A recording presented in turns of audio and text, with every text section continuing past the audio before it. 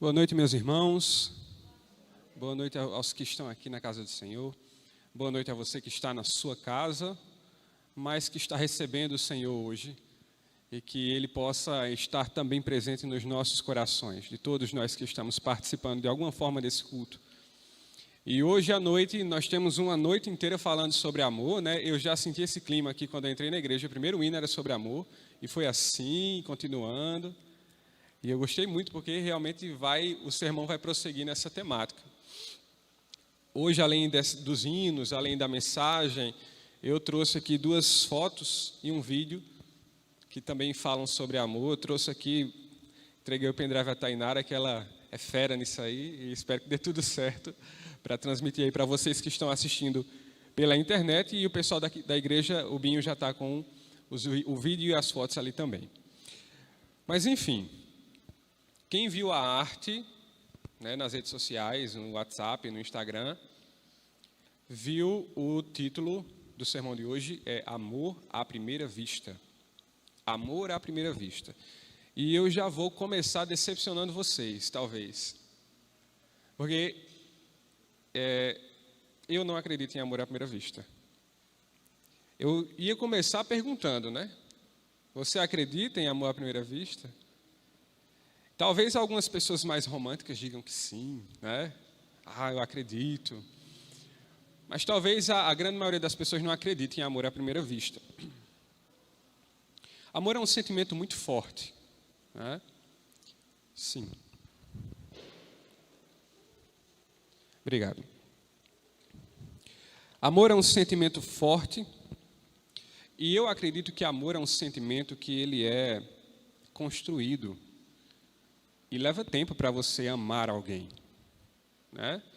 É difícil você amar espontaneamente assim, do nada, simplesmente por ver a primeira vez, a primeira vista.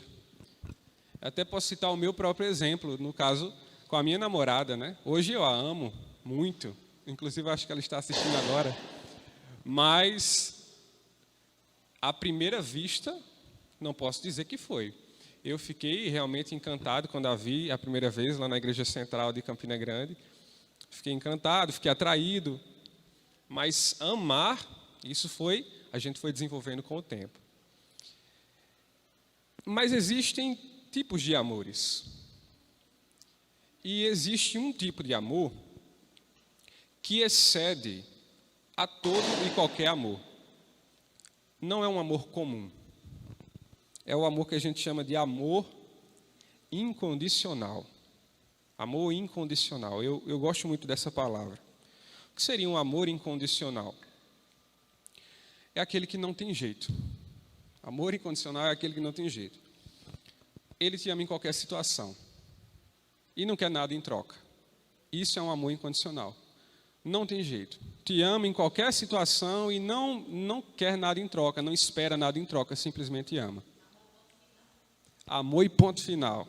Bom, Selma. E o amor incondicional, acima de tudo, a gente consegue perceber. A gente consegue perceber quando a gente é amado incondicionalmente.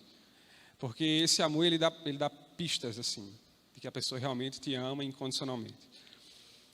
E tem uma foto que eu vou mostrar para vocês. O slide já está preparado? Essa foto aí. Acho que vocês reconhecem quem é esse, né? Esse é o meu avô. Para quem está assistindo aí na internet e não conhece, né? Porque aqui na igreja todo mundo conhece, até demais. O meu avô, ele me ama. E eu amo ele. Um amor incondicional. E ele me dá pistas de que ele me ama incondicionalmente. Quando eu postei essa foto aí que vocês estão vendo, eu postei no Facebook essa foto, postei no Instagram, postei no Facebook.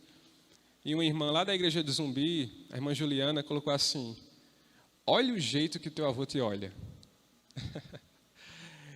E realmente é um jeito muito apaixonado, né? Olha a forma que ele está olhando. Eu amo essa foto. É um momento especial que está congelado. E eu amo ainda mais essa foto, porque eu tenho outra foto em casa, essa eu não trouxe para mostrar para vocês, mas é uma foto eu bem criancinha, acho que 1 ano de idade, na banheira, e ele estava me olhando dessa mesma forma. com esse mesmíssimo olhar. Ou seja, eu fico me perguntando quando eu olho para uma foto dessa e quando eu tenho demonstrações de amor da parte do meu avô, fico me perguntando, o que é que eu fiz para esse velho me amar assim? O que é que eu fiz para esse velho me amar assim? Só porque eu nasci? E aí a gente entende que esse amor é um amor incondicional e eu sei que, independente do que eu faça, ele continuará me amando. Mas, quando você ama incondicionalmente, você ama sendo amoroso de volta, ou se a pessoa for rebelde de volta com você, você ama assim mesmo. Esse é o amor incondicional. Se você trata bem a pessoa, ela lhe ama. Se você não trata, ela lhe ama. Isso é um amor incondicional. E quando a gente fala nessa situação, tem uma aplicação muito boa disso também.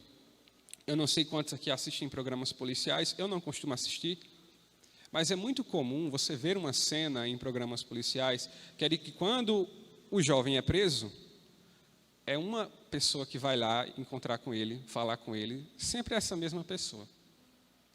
O amigo dele é a mãe. A reação de uma mãe ao ver o seu filho preso é assim, incomoda, né? Porque você vê o desespero daquela mãe. Você vê que aquele amor não está sendo retribuído. Mas ela ama mesmo assim. Não é porque o filho fez algo ruim que ela vai deixar de amar. Ela ama e ainda sofre.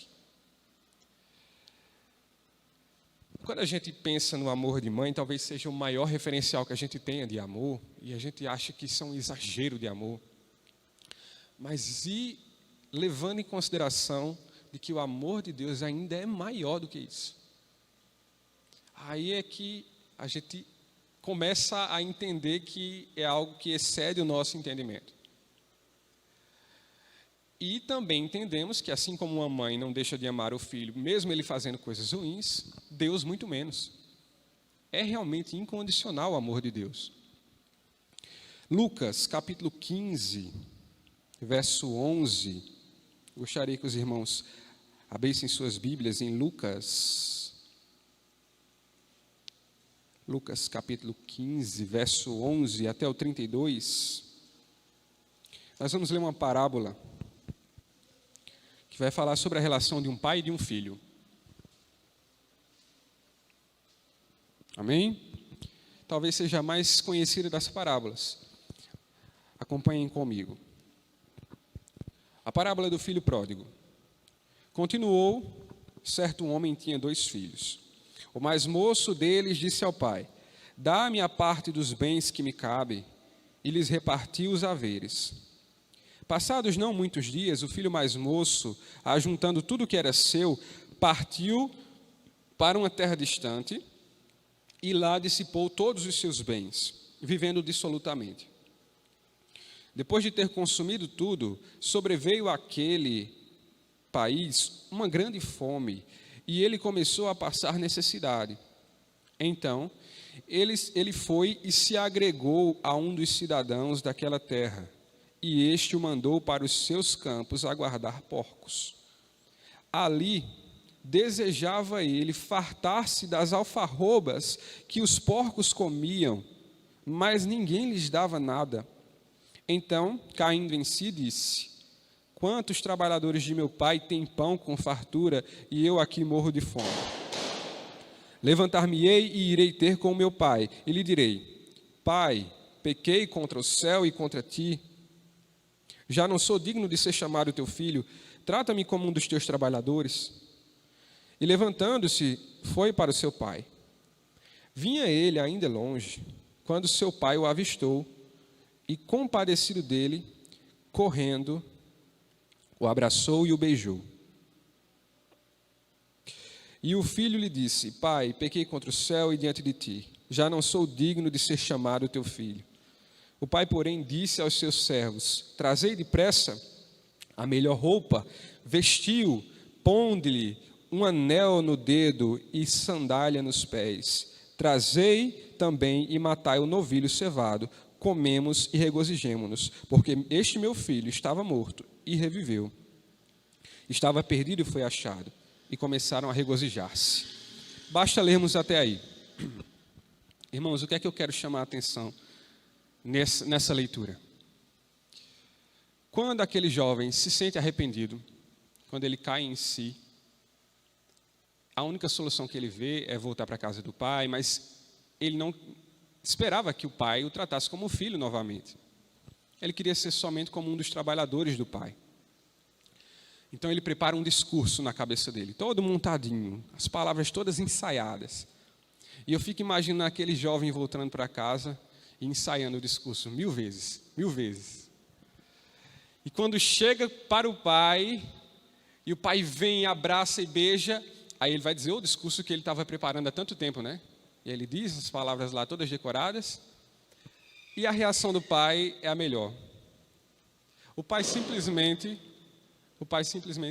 ignora tudo que o filho falou e manda os servos trazerem as roupas, o anel e vamos comemorar aquele discurso que ele tanto ensaiou. O pai simplesmente ignorou. Por quê? Porque o amor dele era incondicional. Independente do que o filho tivesse feito, o amor permanecia o mesmo. Eu experimentei isso na minha vida, porque eu um dia saí de casa e voltei e fui recebido da mesma forma, de braços abertos, com muito amor. Amores incondicionais. É sobre isso que a gente está conversando hoje. E uma coisa que a gente aprende nessa história também é que filho não deixa de ser filho. Eu já falei isso em outros sermões. Essa frase de efeito, né? Filho não deixa de ser filho. Independente do que eu e você façamos, nós somos filhos.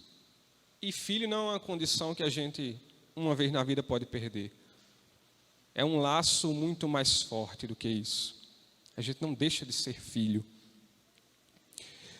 E uma coisa muito interessante também que eu aprendi recentemente é que você sabia que a gente não se pode fazer uma sociedade com um filho. Você não pode ser sócio de um filho. Isso não tem como acontecer. Por quê? Porque automaticamente as coisas que são do pai já são do filho, por herança. Não tem como ser sócio do pai. As coisas do pai são suas, por herança. Então, quando eu penso nisso, eu sei que esse meu relógio aqui, automaticamente ele também é da minha filha, e todos os meus bens materiais também. É como se fosse uma continuidade. E nós somos filhos simplesmente do dono de todas as coisas. E por extensão somos herdeiros dele. Essa é a nossa condição. E acima de tudo, essa condição não mudará, porque filho não deixa de ser filho. Somos príncipes e princesas. E precisamos nos valorizar enquanto assim somos. Né? Porque a gente perde essa noção. E às vezes a gente faz a mesma coisa que o filho pródigo fez. Se afasta e aí fica ensaiando um discurso para tentar voltar a Deus de uma condição mais baixa, mas a gente perde de vista que nós nunca deixamos de ser filhos. Precisamos sempre encará-lo da mesma forma. A concepção de amor que a sociedade tem hoje, ela é acompanhada de uma lógica, tá? A concepção que nós temos de amor, ela é acompanhada de uma lógica. Geralmente nós amamos porque alguma coisa. Não é como Selma falou agora há pouco. Ama e ponto final. Eu amo porque... E aí você continua para justificar o porquê que você ama alguém. Eu amo porque a pessoa me trata muito bem. Eu amo porque eu recebo muitos presentes. Eu amo porque... Enfim, e vai justificando. Parece que sempre tem que ter algo em troca para que se explique o amor dentro de uma sociedade. E nessa lógica que a gente internaliza, nós pensamos assim: então, Deus ama mais fulano do que eu. Porque fulano é muito mais próximo dele. porque ele está muito mais em comunhão, porque ele é muito mais engajado na missão do que eu. Deus ama muito mais fulano do que eu. Isso talvez fique internalizado em nós. E talvez isso faça com que você se sinta inferior a certas pessoas. E leve você, por exemplo, a pedir oração, né? Porque talvez a oração de fulano é mais forte do que a minha. Talvez ele tenha mais credibilidade com Deus do que eu. Mas nós todos somos filhos. Amém. E nenhum filho é mais precioso ao Pai do que o outro. Somos amados na mesma frequência. A oração intercessora, irmãos, ela tem poder. Não estou querendo derrubar essa nossa crença. É muito bom a oração intercessora. Quanto mais orações, melhor. Mas a gente não pode perder de vista de que a minha oração é tão poderosa quanto a oração do pastor da igreja, por exemplo. É tão poderosa quanto aquele pastor que você assiste na internet todos os dias e você acha o máximo. A sua oração é tão poderosa quanto. Porque você também é filho, assim como ele é. E o eu te amo de Deus, ele não vem acompanhado de um mais ou de um porquê. É eu te amo e ponto final. Já tinha até colocado isso aqui no meu roteiro e Selma já sacou e já jogou aqui para nós.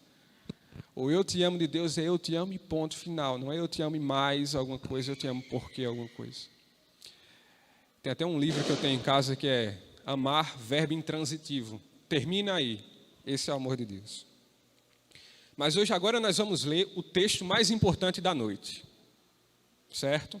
Lucas, capítulo 8. Abre a sua Bíblia. Lucas, capítulo 8, verso 40.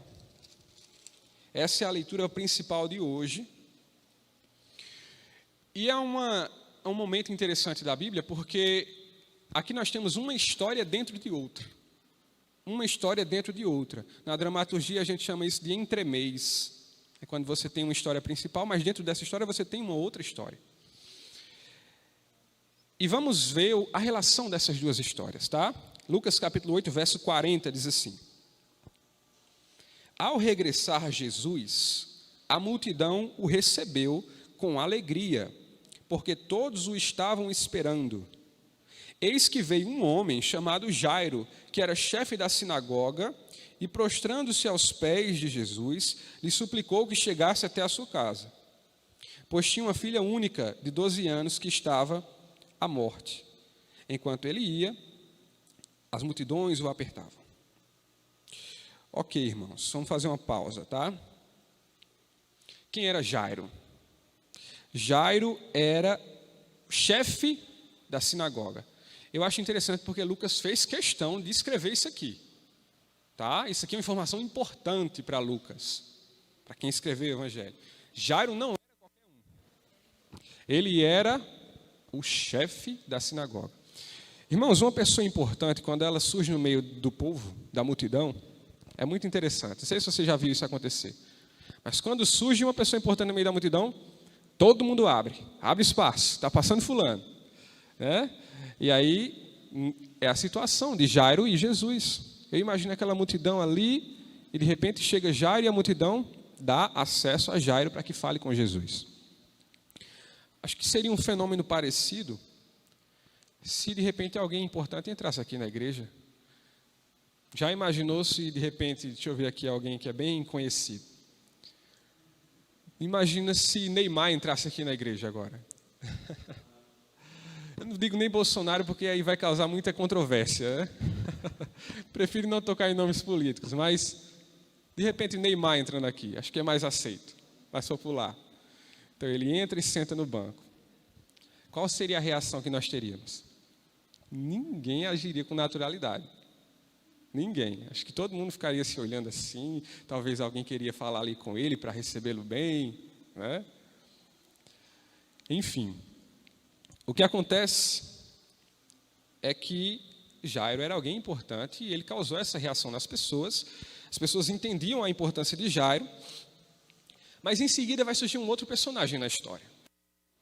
Verso 43, acompanhe comigo. Certa mulher que havia 12 anos vinha sofrendo de uma hemorragia e a quem ninguém tinha podido curar, e que gastara com os médicos todos os seus haveres. Esse é o novo personagem da história, tá? Como é o nome desse personagem? Não dá para saber o nome desse personagem, né? Essa pergunta não tem como responder. Uma certa mulher. Irmãos, é uma mulher sem nome. Sabe o que eu acho interessante nisso aqui? A abordagem de Lucas. A abordagem de Lucas não poderia ser mais humana. Não poderia nos representar melhor. Porque quando chega alguém importante, a gente faz questão de dizer quem é a pessoa que chegou aqui. Se chegasse alguém importante aqui na igreja, você faria questão de chegar em casa e dizer: na igreja hoje chegou fulano de tal. Ou quando você é amigo de alguém importante, você faz questão de dizer para todo mundo também: ah, eu sou amigo de fulano, que é deputado, ou que é, sei lá. E você faz questão de dizer quem é. E Lucas fez questão de dizer quem é que estava naquela situação. Jairo, ele cita o nome e ele cita a função. Mas aquela mulher, para que eu vou falar o nome daquela mulher? Irrelevante. Era assim que Lucas pensava, é assim que eu e você pensamos muitas vezes. Mas ela entrou nessa história. Vamos ver o que é que vai acontecer. Verso 44. Veio por trás dele e lhe tocou na orla da veste, e logo se lhe estancou a hemorragia. Amém? Irmãos, antes disso acontecer, essa mulher, ela pensava assim: eu vou, sem ser percebida, eu vou somente tocar e eu vou ficar curado. Que coisa maravilhosa, irmãos. Ou não. Eu sei que isso mostra a fé dela, mas isso também mostra a timidez dela, a insignificância que ela sentia sobre si. Ela não queria ser percebida, não. Irmãos, isso nos mostra que essa mulher ela não tinha somente uma doença, não. Não era só a hemorragia que ela tinha. Essa mulher também tinha depressão. Hoje em dia a gente reconhece uma depressão muito facilmente, naquela época não. Era simplesmente uma pessoa angustiada. Mas aquela mulher tinha depressão. E ela se sentia indigna. Até pelas leis judaicas da época, ela se sentia indigna. E essa mulher, esse sentimento de indignidade dessa mulher, ele cresce diante de Jesus. Porque ela sabia quem era Jesus. Ela sabia o poder de Jesus.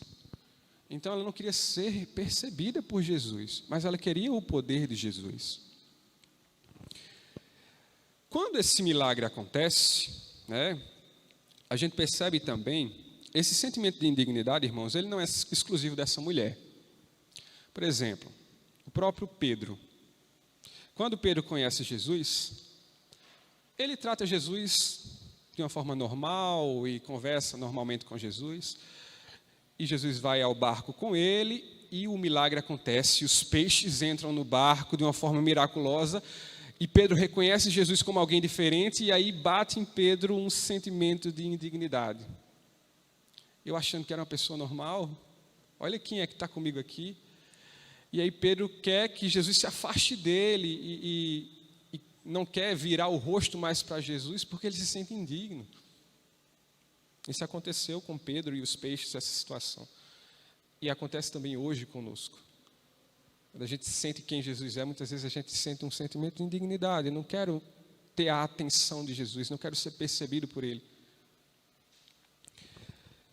Essa história não terminou aí, no verso 44. Poderia ter terminado aí, porque o milagre já aconteceu, não é?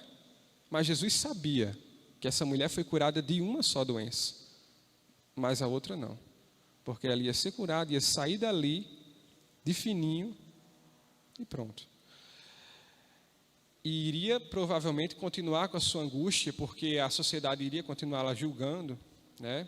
O procedimento, depois de uma cura, ela ainda teria que ficar muitos dias para ver se essa cura realmente aconteceu, para que ela pudesse ter o seu convívio normal.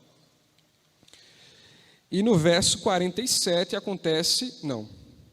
E no verso 45, que a gente estava, vamos continuar. Mas Jesus disse: quem me tocou? Como todos negassem, Pedro com seus companheiros disse: Mestre, as multidões te apertam e te oprimem e dizem: quem me tocou? Contudo, Jesus insistiu: alguém me tocou, porque eu senti que de mim saiu o poder. Vendo a mulher que não podia ocultar-se, aproximou-se trêmula e, prostrando-se diante dele, declarou à vista de todo o povo a causa por que ele havia tocado e como imediatamente fora curada. Irmãos, agora a mulher agora estava numa cilada. O plano dela deu errado. Porque ela ia sair dali de fininho e pronto, ia viver a vida dela. Mas Jesus realmente era alguém diferente. E ele queria saber quem era essa pessoa. E essa mulher viu que não dava mais para esconder. Então, como é que ela estava? Trêmula, nervosa, porque ela não tinha planejado essa parte. E Jesus usa uma palavra que iria desarmar não somente aquela mulher, mas todo mundo que estava em volta. Verso 48. Então lhe disse: filha, a tua fé te salvou, vai-te em paz. Irmãos, você imagine só, eles tinham acabado de encontrar com Jairo, um homem tão importante. Aí chega uma mulher que ninguém sabe nem o nome, uma mulher aparentemente pobre, sofrida, e Jesus chama ela de filha. Como assim? Filha, ela é filha dele, então as pessoas passam a ter sobre aquela mulher um outro sentimento. Ou seja, Jesus devolve àquela mulher a dignidade que ela perdeu. E muitas vezes nós estamos doentes, talvez fisicamente, talvez espiritualmente, e a nossa dignidade já foi embora há muito tempo. E Jesus vem e te diz: filho, filha, diante de todos ele te diz: você é meu filho, você é minha filha. E você recupera a sua dignidade perante todos. Mas quem mais precisava descobrir isso era aquela mulher. E quem mais precisa descobrir isso hoje é você. Você é filho de Deus, você é herdeiro dele. E o verso 48 fecha essa história, quebra com a tradição, quebra com a lei. Como eu já falei para os irmãos, o procedimento de praxe, depois de uma cura, é que a pessoa ficasse ainda algumas semanas, meio que de quarentena, esperando para ver se isso realmente iria acontecer. Caso acontecesse realmente a cura, ela iria ter que ir na igreja, fazer um sacrifício, para aí sim poder viver a sua vida. Esse era o procedimento. Mas Jesus, ele quebrou com esse procedimento, com essa formalidade. Ele disse: filha, vai, a tua fé já te salvou, está resolvido. Você não tem mais nada a dever. Não precisa.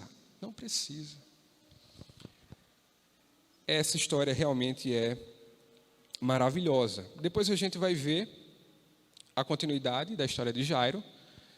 E nós vamos ver que, no verso 49 diz o seguinte: falava ele ainda quando veio uma pessoa da casa do chefe da sinagoga, dizendo: tua filha já está morta, não incomodes mais o mestre.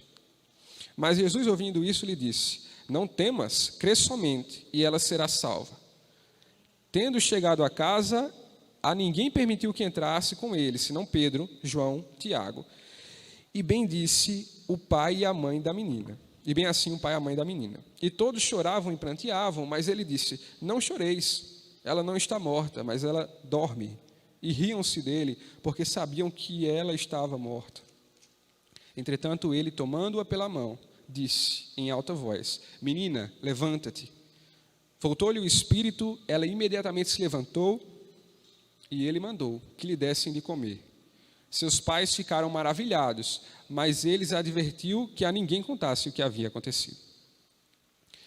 Irmãos, que acabaram de acontecer um milagre. Jesus vai à casa daquela criança e ele diz que a menina dorme, e eu imagino as pessoas olhando umas para as outras assim: ah, que inocente. A gente acabou de ver, a menina está morta, ela já está gelada.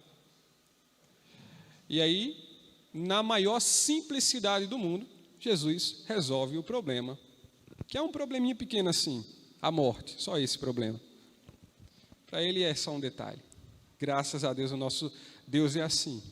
Para ele, a morte é só um detalhe, é um probleminha pequeno. E você, às vezes, dando uma dimensão tão grandiosa para os seus problemas, que são minúsculos, quando Jesus trata assim um problema tão sério, que é a morte. Irmãos, nessas duas histórias que a gente leu, fica evidente que Jesus dava a mesma importância para a mulher e para Jairo. Ele não fazia acepção de pessoas. Enquanto todos nós, seres humanos, a gente trata diferente certas pessoas, para Jesus é todo mundo merecedor do seu amor e ama da mesma forma e estende a salvação da mesma forma. Isso é uma lição muito bonita e que, se o nosso Pai faz assim, os filhos também devem fazer, porque a gente não herda somente os bens materiais, a gente herda também o caráter do nosso Jesus. Jesus agora colocou essa mulher no lugar de honra e de atenção. E Ele nos coloca em um lugar de honra e de atenção. Mas, irmãos, no início eu falei que eu não acreditava em amor à primeira vista, né? A gente desviou um pouquinho do amor à primeira vista, falamos sobre amor incondicional. Mas eu confesso para os irmãos que, na verdade, eu acredito em um só amor à primeira vista. Tá? Que é o amor de uma mãe quando vê o seu filho nascer. Eu nunca experimentei isso, mas temos mães aqui. Talvez elas possam confirmar isso que eu estou falando. O amor de uma mãe é o sentimento humano mais forte que existe. E a partir do momento daquele nascimento, quando ela olha para a face do seu bebê, aí, irmãos, não tem como. É amor à primeira vista mesmo. Mas, lá em Isaías, capítulo 49, abre a sua Bíblia. Isaías.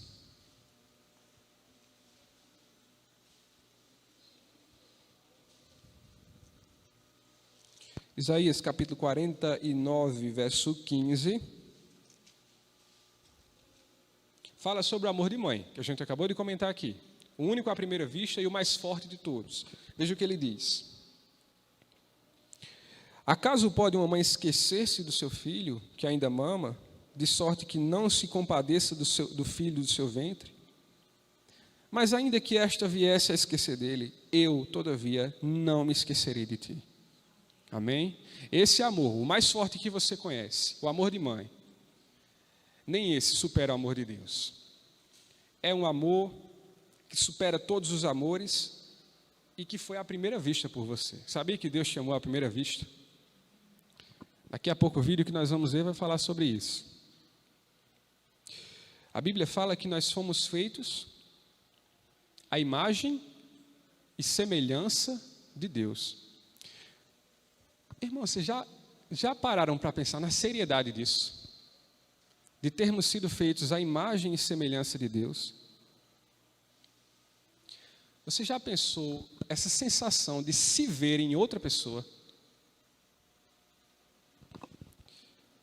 Imagine, então, o quanto é frustrante para Deus se ver em você quando você faz coisas erradas. Ele te emprestou a fisionomia dele, a imagem e a semelhança dele está em você. E de repente ele se vê fazendo algo ruim. Que coisa frustrante. Eu passei a entender um pouco mais isso depois disso aqui, ó. Tá passando? Binho? A próxima.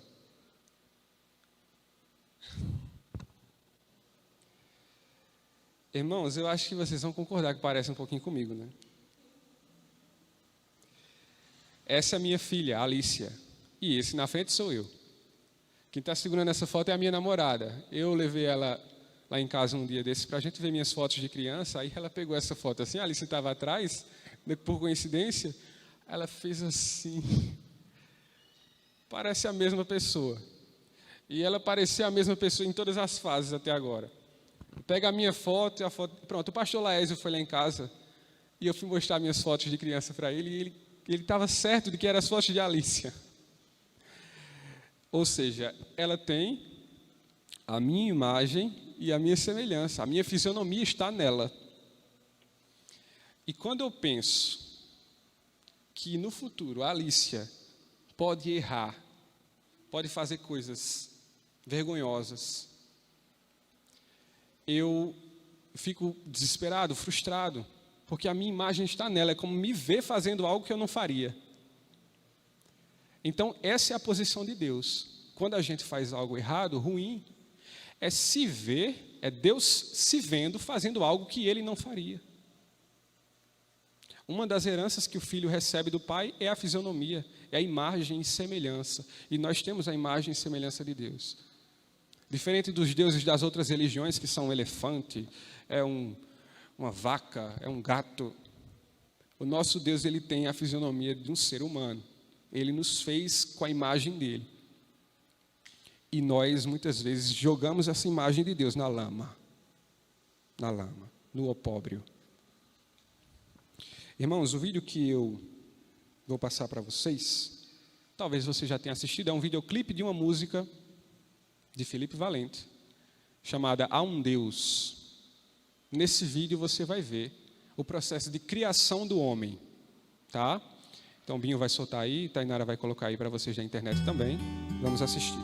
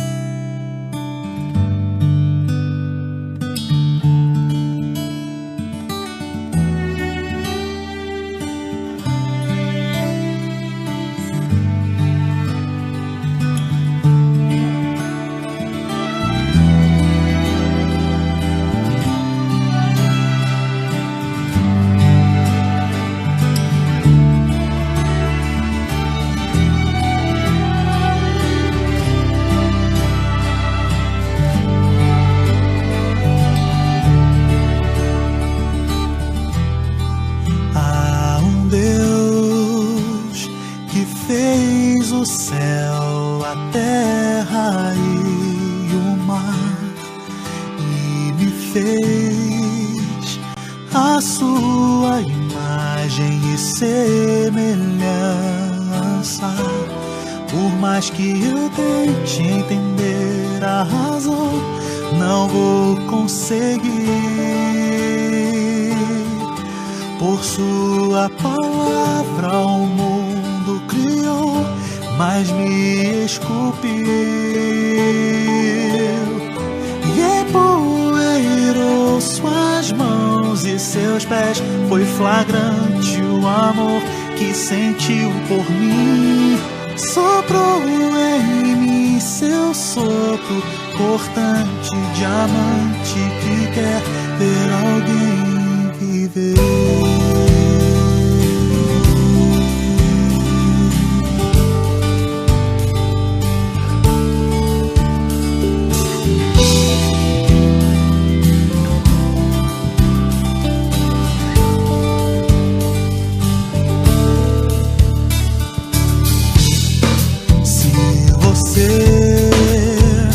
Pensou em dar as costas e fingir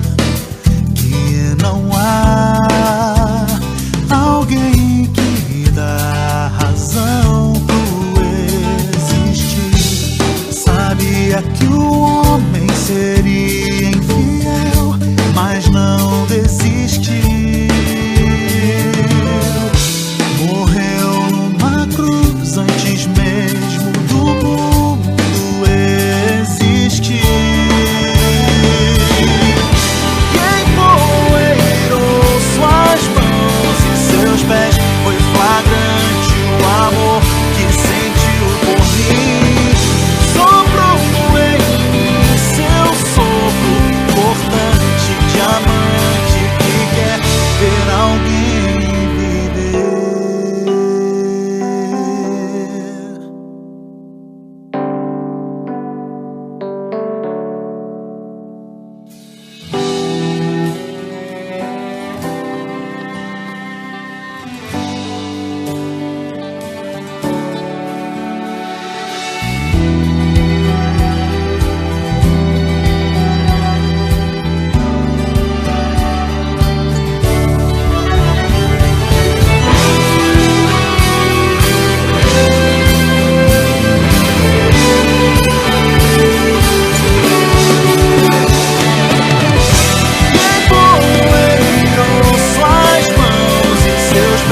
Foi flagrante o amor que sentiu por mim. Soprou em mim seu sopro cortante, diamante que quer ver alguém viver. Suas mãos e seus pés, foi flagrante o amor. Soprou em mim seu sopro cortante, diamante que quer ver alguém viver.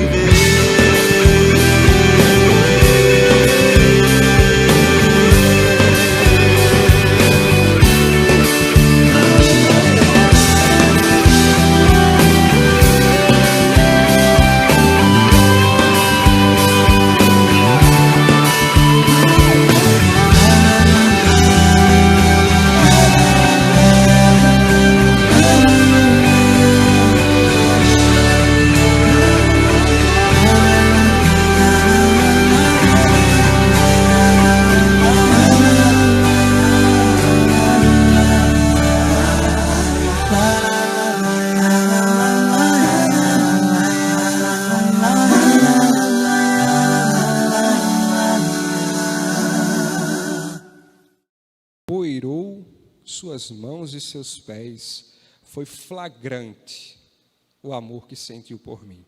Soprou em mim seu sopro cortante, diamante, que quer ver alguém viver. Foi flagrante. Ele te amou à primeira vista. Amém. Irmãos, eu gosto muito desse vídeo porque a gente vê Jesus fazendo Adão. E quando Adão abre os olhos, o olhar dele é de apaixonado. O olhar de Jesus é um olhar apaixonado, de quem já ama. Ele te amou à primeira vista e Ele te ama até hoje. Ele te acompanha em cada situação. E o amor dele não acaba, não passa, não diminui. Não importa o que você faça, filho não deixa de ser filho. E o amor de Deus é um amor incondicional. Amém? Vamos cantar, vamos ficar em pé e cantar agora o hino de número 31 para encerrarmos.